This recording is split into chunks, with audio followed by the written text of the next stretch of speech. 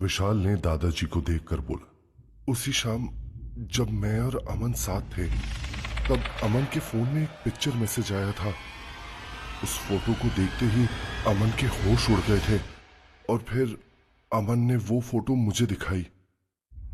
विशाल रुककर अमन की तरफ देखने लगा। दादाजी ने गुस्से भरी आवाज में आगे पूछा, किसकी फोटो थी वो? विशाल दहशत भरी नजरों से दादाजी को देखता है और फिर कांपती हुई आवाज में कहता है, किसी अननोन नंबर से आई थी। उस फोटो में वेरोनिका पंखे से लटकी हुई थी। दादाजी पूरी तरह से सदमे में देखते हैं। अमन रो रहा होता है और विशाल बहुत परेशान दिख रहा होता है। ये तूने क्या किया अमन? अब वेरोनिका की आत्मा तुम दोनों को नहीं छोड़ेगी। दादाजी के ऐसा कहने के बाद कमरे में अचानक एक ठंडी हवा का झोंका आया। माहौल ने ऐसी करवट ले ली जैसे वहां पर किसी की मौत हुई हो। अमन के दादाजी की बात सुनकर विशाल बहुत डर जाता है और डर के मारे उसके पसीने छूटने लगते हैं। विशाल की ऐसी हालत देखकर दादाजी विशाल को समझाते हुए कहते हैं, देखो विशाल, तुम डरो मत। बस कुछ ऐसा काम मत करना जिससे वेरोनिका की आत्मा को गुस्सा आ जाए। वहीं रात 11:30 बजे होटल राजमहल में पसरे उस अजीब से सन्नाटे के बीच अपने रिसेप्शन डेस्क पर बैठा विशाल वेरोनिका के आने का इंतजार कर रहा होता है।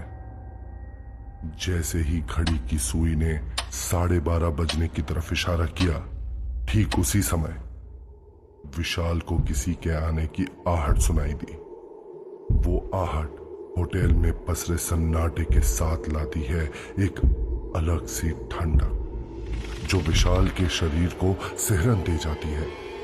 ये आहट वेरोनिका के आने की है। विशाल के सामने से वेरोनिका सही सलामत एकदम तैयार अपना बैग लेकर आती है। वही खूबसूरती, short skirt, high neck top, काले लंबे बाल खुले हुए, उसकी गोरी लंबी टांगे। वेरोनिका को देखकर ऐसा लग रहा होता है कि जैसे उसके साथ कभी कुछ हुआ ही ना हो। विशाल वेरोनिका को देखकर डर के मारे कांपने लगता है। वेरोनिका जैसे ही विशाल के पास पहुंची, अचानक से वेरोनिका का चेहरा किसी खूंखार शक्ल में बदल गया, जिसे देखकर विशाल की आंखें हैरत से बड़ी हो जाती हैं। इस वक्त डर से विशाल का खून सूख जाता है और उसका चेहरा बिल्कुल सफेद पड़ जाता है।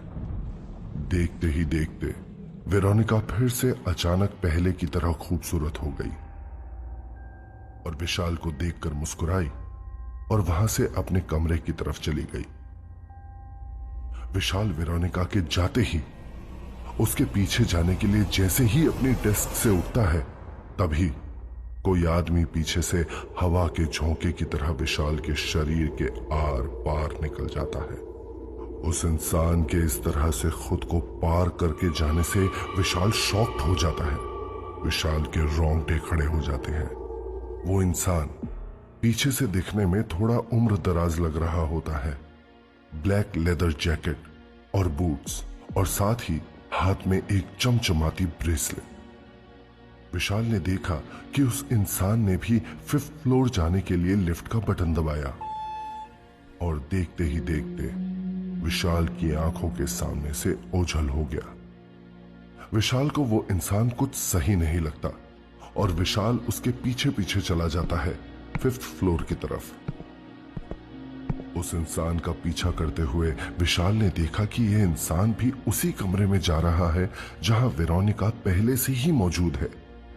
विशाल ये देखकर कंफ्यूज हो जाता है और खुद में बड़बड़ाते हुए बोलता है, आखिर ये खतरनाक सा दिखने वाला इंसान है कौन और ये वेरोनिका के कमरे में क्यों जा रहा है? 5th floor, room number 505। वहां पहुंचते ही विशाल दरवाजा नॉक करने के लिए अपना हाथ आगे बढ़ाता है कि तभी कमरे का दरवाजा अपने आप खुल जाता है। विशाल कमरे में दाखिल होता है तो सामने का नजारा देखकर उसके होश उड़ जाते हैं। विशाल के सामने वेरोनिका के साथ एक आदमी जबरदस्ती कर रहा होता है। वेरोनिका के कपड़े फाड़ रहा होता है और धीरे धीरे वेरोनिका का जिस्म नजर आने लगता है। वेरोनिका खुद को छुड़ाने के लिए हाथ पैर मार रही होती है और तभी वो आदमी गुस्से में वेरोनिका के चेहरे पर 2 जोरदार तमाचे जड़ देता है। वेरोनिका दर्द में चिल्लाने और रोने लगती है। हेल्प मी, कोई मेरी मदद करो प्लीज, छोड़ो मुझे तुम। लेकिन वो आदमी वेरोनिका को छोड़ने का नाम ही नहीं ले रहा होता है। मैंने क्या बिगाड़ा है तुम्हारा? वेरोनिका रोते हुए बोलती है। तुझे जाने दे दूं? ऐसे कैसे मेरी जान? बिना मजा किए मैं तो तुझे यहां से खिसकने भी नहीं दूंगा। अच्छे खासे पैसे दिए हैं मैंने तेरे लिए। उस आदमी ने बहुत ही घटिया हंसी हंसते हुए कहा और फिर अपने घिनौने हाथ वेरोनिका के जिस्म पर फेरने लगा। पहले वेरोनिका के टॉप को लगभग फाड़ते हुए वो आदमी अपनी ललचाई नजरों से उसके जिस्म को देखने लगता है। वेरोनिका के गोरे लंबे पैर अब पूरी तरह से नजर आ रहे हैं, जिस पर वो इंसान अपने हाथ फेरते हुए वेरोनिका के मुंह तक ले जाता है और उसका मुंह बंद कर लेता है। वेरोनिका के जिस्म पर मौजूद बचे हुए कपड़े भी उसने उतार फेंक दिए और किसी जंगली जानवर की तरह उसके शरीर को नोचने लगा और उसके जिस्म पर अपने दांत से काटने लगा। वहीं वेरोनिका लाख कोशिशों के बाद भी उस इंसानी दरिंदे की हवस के आगे सिर्फ एक बेबस लड़की बनकर रह जाती है और अपने दोनों हाथों से अपनी इज्जत को बचाने का जतन करने लगती है। वहीं विशाल ये सब देख ही रहा होता है कि तभी उसके दाहिने कान में एक आत्मा धीरे से बोलती है। देख क्या रहे हो? अब तो उसे बचा लो। तभी विशाल को अपने बाएं कान में भी वो दूसरी आत्मा फुसफुसाती है। उसकी फिक्र तुम मत करो, तुम बस अपनी जान बचाओ। इतनी देर में विशाल के कानों में अब वेरोनिका की तेज दर्द भरी चीखें गूंजने लगती हैं। वेरोनिका को इतने दर्द में देखकर विशाल खुद को बेहद बेबस महसूस करता है, क्योंकि उसके सामने वो आदमी इंसान और जानवर के बीच का फर्क बिल्कुल भूल चुका है। वो आदमी वहशी दरिंदे की तरह वेरोनिका पर टूट पड़ा है और वेरोनिका की करहाती आवाजें विशाल के अंतर मन को झंझोड़ रही होती हैं। विशाल वहीं पास रखी एक चेयर उठाता है और उस आदमी पर वार करता है, लेकिन वो चेयर उस आदमी के आर पार हो जाती है और उस आदमी पर कोई फर्क नहीं पड़ता। विशाल एक बार फिर से उस पर वार करता है, लेकिन इस बार भी वो चेयर उस आदमी के आर पार हो जाती है। ये देखकर विशाल की हवाइयां उड़ जाती हैं, उसके पसीने छूटने लगते हैं और उसके हाथ से वो चेयर अपने आप छूटकर गिर जाती है। लेकिन फिर भी विशाल वेरोनिका की मदद करना चाहता है और वो अपने हाथों से ही उस आदमी को पकड़कर वेरोनिका से दूर करना चाहता है। लेकिन जैसे ही विशाल उस आदमी के कंधे पर अपना हाथ रखता है, विशाल का हाथ उस आदमी को पकड़ ही नहीं पाता। विशाल कई बार अपने हाथ से उस आदमी को दूर करने की कोशिश करता है, लेकिन हर बार विशाल नाकाम हो जाता है, जैसे वो बस धुएं को पकड़ने की कोशिश कर रहा हो। वो आदमी वेरोनिका के जिस्म को बिल्कुल भूखे भेड़िए की तरह नोचने में लगा हुआ है और फिर जब वेरोनिका बेजान हो जाती है तो वो इंसान उसके ऊपर से हटने लगता है कि तभी मौका पाकर वेरोनिका साइड टेबल पर रखे फ्रूट बास्केट से चाकू उठाती है और उस आदमी पर हमला कर देती है, जिससे उस आदमी के हाथ पर हल्की सी खरोच आ जाती है। लेकिन इस खरोच से उस आदमी का खून खौल उठता है और वो उसी चाकू से वेरोनिका की गर्दन पर तेजी से वार कर देता है। वेरोनिका की गर्दन से खून की धार बहने लगती है वेरोनिका बुरी तरह से तड़पने लगती है और वो सफेद बेडशीट खून से पूरी लाल हो जाती है। यह देखकर विशाल की आंखें फटी की फटी रह जाती हैं। उसके मुंह से चीख निकलने ही वाली होती है कि तभी वो अपने दोनों हाथ से अपना मुंह बंद कर लेता है।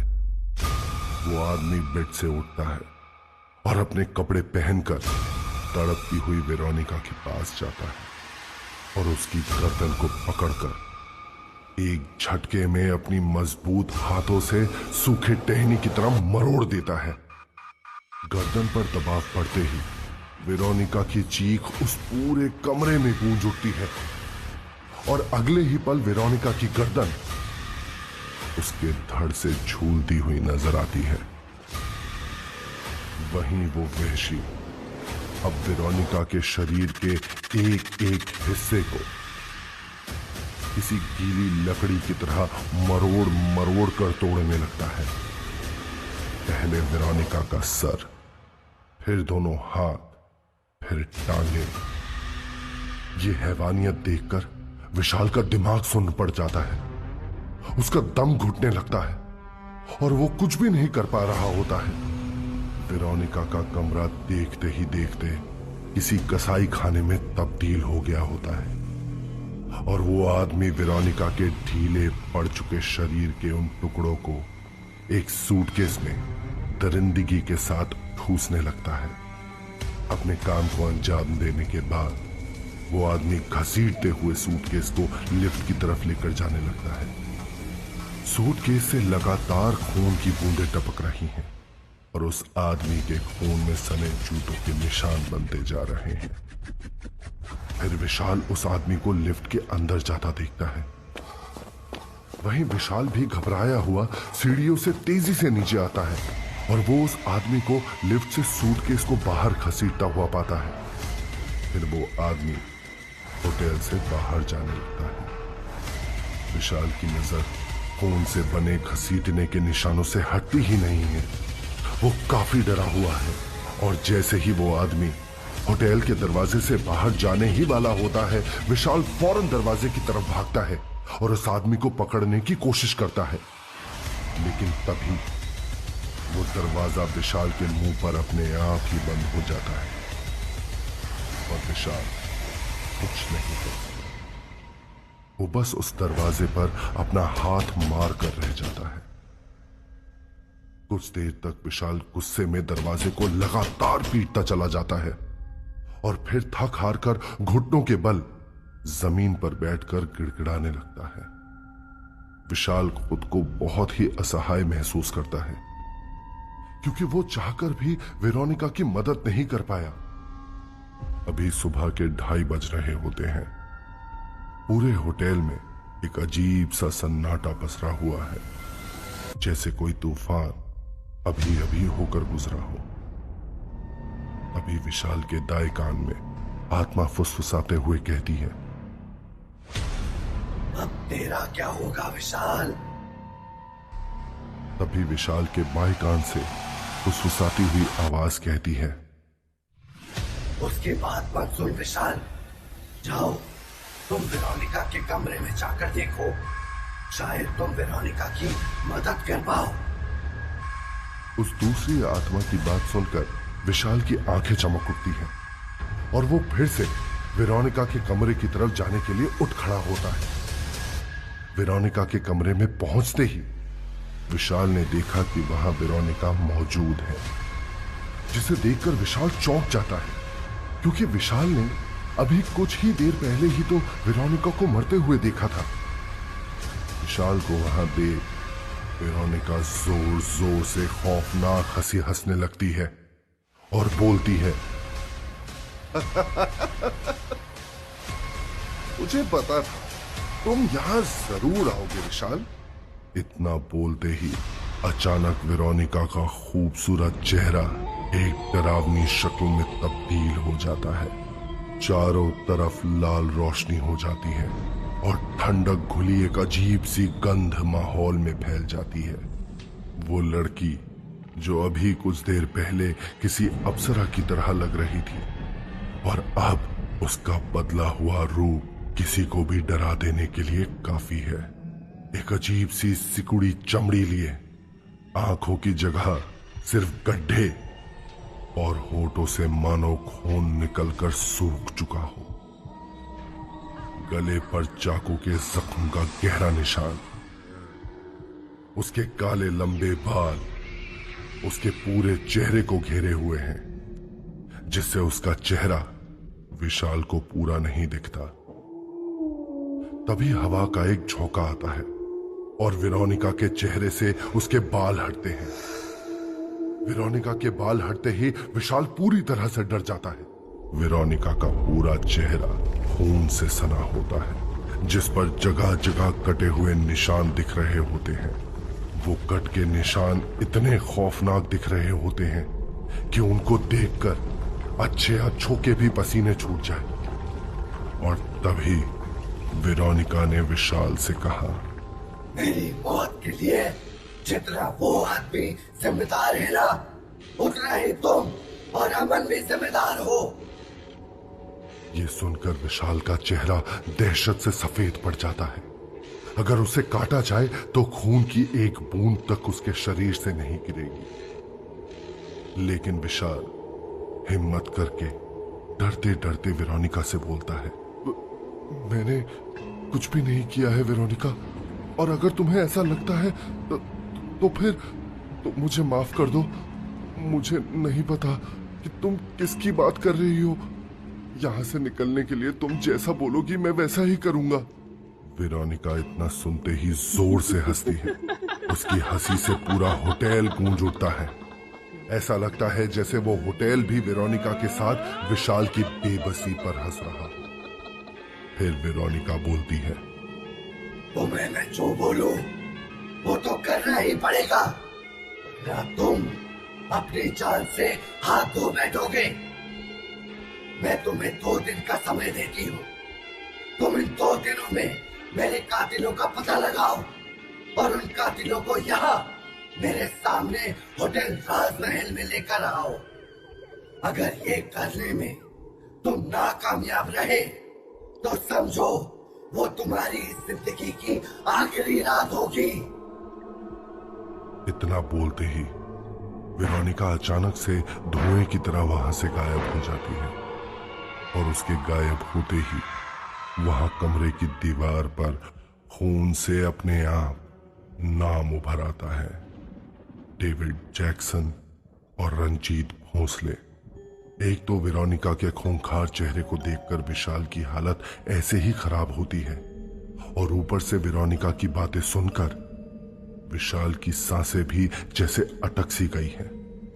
तभी विशाल को अपने पीछे किसी के कदमों की आहट सुनाई दी और उसने घबराते हुए पीछे पलटकर देखा तो वहां मल्लिका खड़ी होती है। मल्लिका हर बार की तरह अब भी बेहद आकर्षक लग रही होती है और उसने रेड कलर की ट्रांसपेरेंट ड्रेस पहनी होती है।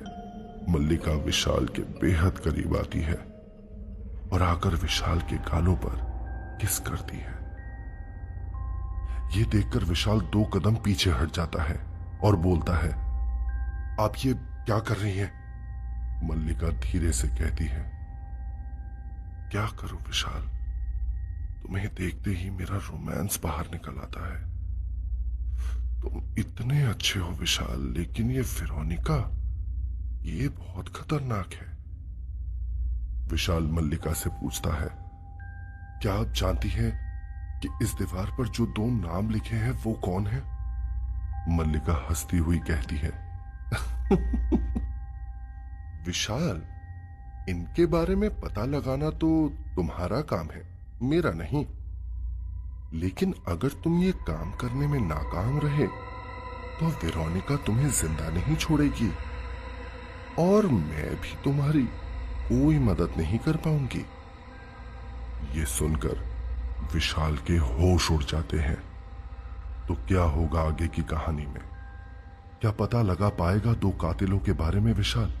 क्या अपनी और अमन की जान बचा पाएगा या वेरोनिका के हाथों मारा जाएगा? जानने के लिए